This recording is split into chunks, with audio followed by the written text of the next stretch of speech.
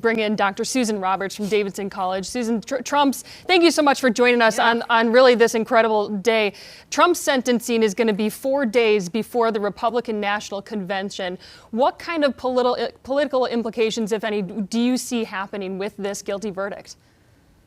Well, I see that there will be an impact on the election, at least in terms of running office, getting the nomination, impact on the office of the presidency, and then an impact on civil unrest. And I think going into, I was trying to check, I thought that maybe one of the debates was prior to July 11th. I don't think that it is, because you have to have the conventions. But it's, this is going to be monumental. I think we don't need to say unprecedented anymore, but it'll be monumental. And Dr. Roberts, just as you heard the verdict come down, 34 counts, Donald Trump guilty on all counts. Take us through your reaction. Well, quite frankly, I was not near the television or my phone at the time, and I was a bit surprised. I thought that when you have a case that uses such terms that are kind of jaded, like hush money and porn star, it was so dramatic that I think that it might have made people think it wasn't a serious case. I was a bit surprised, and it could have gone a different way, but I thought you have to be unanimous. That's what I didn't think that it would. I thought you could have a hung jury. That's what I thought was going to happen.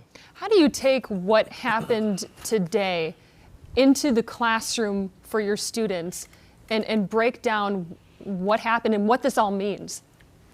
Well, I'm actually teaching the presidency directly in the fall, so I'm going to have to start taking some notes about this, just like I had to kind of pivot when I taught during the impeachments. I think you have to look at it in terms of students really think about the presidency through the lens of Donald Trump. And so you have to kind of say this is not always the case. You have to treat it not just as a current event, but also within the context of the office and in the context of elections. And it'll be a challenge, but I think that's the challenge for teaching the presidency now, is that everyone sees it in terms of Donald Trump. If you're a college student, that's all you've really known. And Dr. Roberts, when you look as a whole with this trial in particular, there just really wasn't a lot of momentum in terms of viewership. When you compare it to something like the O.J. Simpson trial in terms of history and historic value. But now that we have a former president that is now a convicted felon facing now 34 counts that the jury has come down and said that you're guilty on all 34 counts leading into the general election. Talk to us about what this means for the political process going into the historic meaning of what this means. Well, a PBS poll actually showed that 2 out of 3 voters say it would not have an impact on their vote. Now, they didn't say whether or not the vote was going to be for Trump. So I think it's dramatic, but I don't know how far it'll go in changing someone's vote. And I think I saw on your broadcast Johnson's remarks, Speaker Johnson's remarks, and I don't think there's going to be, I think the division is not just going to be the MAGA voter versus, everybody else and that base that they talk about in the opinion. I think that the Republican establishment is going to stand by Donald Trump through this. And so I think that in itself is going to have an impact on people being able to coalesce around Republicans. What it will do to the independent or unaffiliated voter, I really don't know, but I think that's important to consider.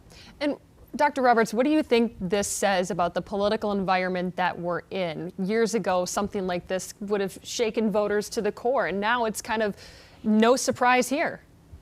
Sure, I think you're absolutely right. It is not a surprise. And I think you find, if you look at the factions and the fractions across the political landscape, and I think that I don't like to use the word normalize, because this is clearly not normalizing a presidential office or the presidency itself, but it is, people are they're not jaded, but they're not surprised and they're not shocked. And I think that tells us something.